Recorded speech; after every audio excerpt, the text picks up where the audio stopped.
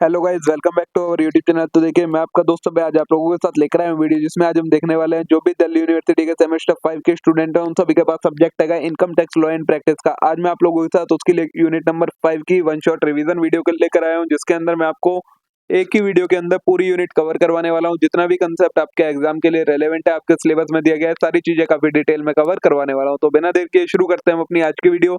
लेकिन उससे पहले अगर आपने अभी तक चैनल को सब्सक्राइब ना करा हो तो चैनल को जरूर सब्सक्राइब कर लें, वीडियो को लाइक करना ना भूलें, अपने सभी दोस्तों के साथ शेयर करना ना भूलें। जिन नोट्स में तो मैं आपको ये वीडियो कवर करवाने वाला हूँ वो सारे पेड नोट्स हैं। अगर आपको परचेज करने हैं तो आप 199 रुपीज में उन्हें परचेज कर सकते हैं। पांचों यूनिट्स के नोट्स आपको अवेलेबल मिल जाएंगे। नोट्स परचेज करने के लिए आप मेरे को व्हाट्सएप या टेलीग्राम पर डीएम कीजिए, वहां से आप उन्हें परचेज कर सकते हैं। तो चलिए अब शुरू करते हैं हम अपनी आज की देख वीडियो। लेते हैं इन यूनिट्स में हमें करना क्या क्या है।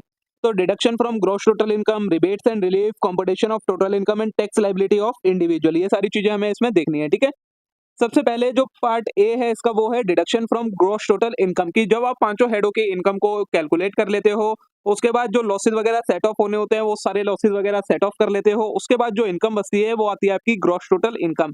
अब उसमें से आपको कुछ डिडक्शंस अलाउ करती है गवर्नमेंट, कौन कौन से। तो no deduction under section 80C to you is permitted if assessee choose to adopt the new tax regime under section 115 BAC।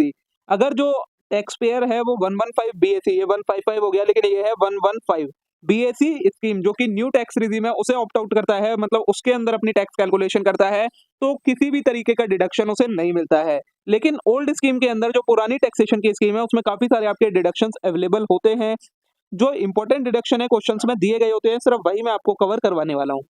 पहला होता है 80C का डिडक्शन। इसके अंदर आपको लाइफ इंश्योरेंस प्रीमियम जो आप पे करते हैं या फिर प्रोविडेंट फंड के अंदर जो कंट्रीब्यूशन करते हैं उसका डिडक्शन मिलता है। कितना मैक्सिमम मिलता है? 1.5 लाख रुपए का मैक्सिमम डिडक्शन आप ले सकते हैं। फिर आता है 80CCC सेक्शन, जिसके अंदर आपको पेंशन फंड का डिडक्शन मिलता है 1.5 लाख रुपए का। 80CCD1 होता है जिसके अंदर आपको किस चीज का deduction available in respect of employ contribution to national pension scheme. अगर एम्प्लॉय एनपीएस के अंदर कंट्रीब्यूशन करता है तो उसका डिडक्शन मिल जाता है। 80CCD1B के अंदर additional deduction of 50,000 is available in respect of employ contribution to national pension scheme, इसमें भी मिलता है। ऊपर वाले में डिडक्शन एनपीएस के अंदर 50,000 का एक्स्ट्रा डिडक्शन मिल जाता है 80CCD1B के अंदर। इस 80CCD2 के अंदर deduction available in respect of employer contribution. अगर आपका एम्प्लॉयर एनपीएस के अंदर कंट्रीब्यूट करता है तो उसका डिडक्शन 80CCD2 में मिल जाता है। 80D के अंदर आपको deduction in respect of health और मेडिकल इंश्योरेंस प्रीमियम। अगर आप हेल्थ इंश्योरेंस प्रीमियम या मेडिकल इंश्योरेंस प्रीमियम पे करते हैं उसका डिडक्शन मिलता है आपको 80D में। 80DD में deduction in respect of maintenance including medical treatment of dependent who is person with disability. अगर कोई डिपेंडेंट डिसेबल है, मतलब कोई पर्सन है जो डिसेबल है, जो आपके ऊपर डिपेंडेंट है, तो अगर आप उसकी मेंटेनेंस पर और मेडिकल ट्रीटमेंट पर जो भी खर्चा करते हैं उसका डिडक्शन आपको 80DD के अंदर मिलता है।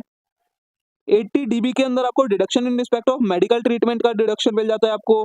80E के अंदर payment of interest of loan taken for higher studies, आपने लोन लिया है स्टडीज का, उसका जो इंटरेस्ट की पेमेंट होती है उसका डिडक्शन मिल जाता है आपको।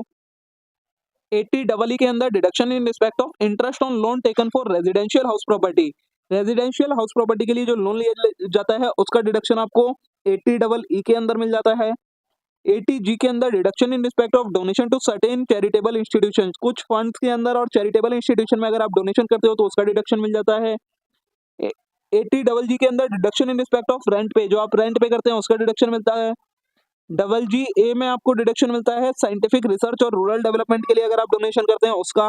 और 80GGB या GGC में आपको पॉलिटिकल पार्टी का अगर आप कंट्रीब्यूशन करते हैं उसमें डोनेशन देते हैं तो उनका डिडक्शन आपको मिल जाता है। ठीक है, तो ये कुछ इंपॉर्टेंट डिडक्शन थे जो आपको मिलते हैं अगर आप ओल्ड स्कीम के अंदर रहते हैं।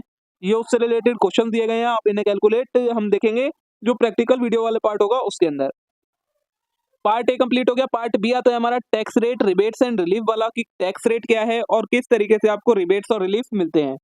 तो सबसे पहले देखिए, टैक्स ऑन टोटल इनकम आता है आपका। अकॉर्डिंग टू डिफरेंट रेट, अलग अलग आपकी इनकम निकल के आती है, उस पर आपको टैक्स कैलकुलेट हो जाता है। टैक्स कैसे कैलकुलेट होता है ये भी अभी हम देखेंगे। टैक्स जो आ जाता है आपका, उसमें से आपको रिबेट मिलती है सेक्शन 87A की, उसमें आपका सरचार्ज ऐड होता है, health and education cess add होता है। टैक्स रिलीफ अंडर सेक्शन 86, 89, 91 ये लेस होता है, और interest payable under section 22, 34 A, B और C ये ऐड होता है। उसके बाद अगर आपको कोई TDS TCS डिडक्ट हुआ होता है तो वो लेस हो जाता है आपका, लास्ट में टैक्सेबल अमाउंट आ जाती है और उसे राउंड ऑफ कर दिया जाता है मल्टीपल ऑफ 10 में, वो आपका टोटल टैक्स लाइबिलिटी बन जाती है। ठीक है, सबसे पहले आता है rounding off tax section 288B। तो section 288B state that any sum owned and any amount payable under this act provision are rounded off to closest multiple of 10। अगर आपका टैक्स बनता है, मतलब टैक्स पे करना बनता है या आपका रिफंड बन रहा होता है, अगर वो एब्सोल्यूट फिगर्स में नहीं होता है तो उसे नियरेस्ट मल्टीपल ऑफ 10 के अंदर राउंड ऑफ कर दिया जाता है। Any figure representing a paisa is omitted throughout the rounding process. If figure is at unit place 5 or higher, it round off to next multiple of 10. If less than 5, it left out और round off to lower multiple of 10। अगर last जो unit place होती है वो 5 से ज्यादा है तो नेक्स्ट मल्टीपल ऑफ 10 में उसे चेंज कर दिया जाता है, और 5 से कम है तो लोवेस्ट मल्टीपल ऑफ 10 में चेंज कर दिया जाता है। ठीक है, अब बात आती है टैक्स रेट की कि किस रेट से टैक्सेस कैलकुलेट किए जाते हैं। तो दो तरीके की स्कीम है, न्यू स्कीम और ओल्ड स्कीम। सबसे पहले हम बात करने वाले हैं ओल्ड स्कीम के बारे में। तो income tax rate for such resident who have been 60 years of age और more but less than 80 year, जो 60 साल से ज्यादा के हैं और 80 साल से कम के हैं, ड्यूरिंग द फाइनेंशियल ईयर 2022-23 में उनका रेट होता है फर्स्ट 3 लाख की इनकम एग्जेम्प्ट होती है, कोई टैक्स नहीं लगता। नेक्स्ट 3 लाख से 5 लाख की इनकम पर 5% का लगता है, 5 से 10 पर 20% और 10 से ऊपर का इनकम पर 30% का टैक्स लगता है। फिर आते हैं हमारे सुपर सीनियर सिटीजन जो कि 80 ईयर से ऊपर की एज के होते हैं। उनके फर्स्ट 5 लाख की इनकम पर नील टैक्स लगता है, 5 से 10 लाख की इनकम पर 20% और 10 लाख से ऊपर की पर 30%। फिर आता है income tax rate for individual other than those referred in clause A and B, जो ऊपर ए और बी में नहीं है, मतलब 60 साल से नीचे वाले लोगों के लिए। फर्स्ट 2.5 लाख की इनकम एग्जेम्प्ट होती है, 2.5 से 5 लाख पर 5%, 5 से 10 पर 20% और 10 से ऊपर वालों पर 30% का टैक्स लगता है। अब जो टैक्स निकल के आता है ऊपर वाले स्लैब रेट के अकॉर्डिंग, उसके ऊपर आपका सरचार्ज जो लगता है। अगर आपकी टोटल इनकम 50 लाख से ज्यादा है और 1 करोड़ से कम है, मतलब 50 से 1 करोड़ के बीच में है, तो आपका 10% का सरचार्ज लग जाएगा। 1 करोड़ से 2 करोड़ के बीच में है तो 15% का सरचार्ज, 2 करोड़ से 5 के बीच में है तो 25% का सरचार्ज, और 5 करोड़ से ऊपर की इनकम है तो 37% का सरचार्ज आपका लग जाएगा। फिर आता है rebate of income tax in certain individual 87A का। तो resident who individual and whose total income is less than 5 lakh are eligible for tax reduction under section 87A। ऐसे इंडिविजुअल जिनकी इनकम 5 लाख से कम की होती है उनको 87A का रिबेट मिल जाता है, मतलब डिडक्शन मिल जाता है एक तरीके से। कितना मिलता है, जो आपका 100% टैक्स है वो या फिर 12,500, जो भी लेस होता है उतना आपको डिडक्शन मिल जाता है। फिर आता है आपका एक कंसेप्ट मार्जिनल रिलीफ का। तो इफ टोटल इनकम एसएससी exceed 50 lakh but does not exceed 1 crore then the tax payable on such amount including surcharge shall not exceed in following amount. क्या होता है, अगर मान लो आपकी इनकम 50 लाख से ऊपर की है लेकिन 1 करोड़ से नीचे की है। 50 लाख से कितनी ऊपर है, सिर्फ 50 लाख से अगर 10,000 भी ऊपर है, 50 लाख 10,000 है, तो उस पर जो आपकी टैक्स कैलकुलेशन होगी वो टैक्स ज्यादा बन जाएगा उस 10,000 पर एज कम्पेयर टू कि आपका 10,000 से इनकम सिर्फ 10,000 से बनी है, लेकिन अब आपका स्लैब रेट चेंज हो जाएगा, 50 लाख से 1 करोड़ वाला हो जाएगा, तो उस पर आपका सरचार्ज उतना लग जाएगा जितना आपका टैक्स नहीं, इनकम नहीं होती है। सिर्फ 10,000 आपकी इनकम बढ़ी है लेकिन आपका टैक्स 50 लाख से ऊपर होने की वजह से ज्यादा हो जाएगा। तो इस केस में फिर क्या होता है, आपका एक मार्जिनल रिलीफ मिलता है। वो किस तरीके से मिलता है, tax payable on 50 lakh plus income exceeding 50 lakh. कि 50 लाख तक की इनकम पर जो टैक्स बन रहा है वो टैक्स कैलकुलेशन कर लो, ऊपर जो 10,000 रुपीज है वो डायरेक्ट आप गवर्नमेंट को पे कर दो, उस पर कोई इनकम अपनी इंक्लूड करो ही मत। तो उससे आपका क्या होता है, टैक्स कम हो जाता है as compare to change in income. ऐसे ही क्या होता है, जो अब 1 करोड़ से 2 करोड़ के बीच में है तो इस तरीके से tax payable on 1 crore plus 10% surcharge plus income exceeding 1 crore. अगर 2 करोड़ से 5 के बीच में है तो tax payable on 2 crore plus 15% surcharge plus income exceeding 2 crore.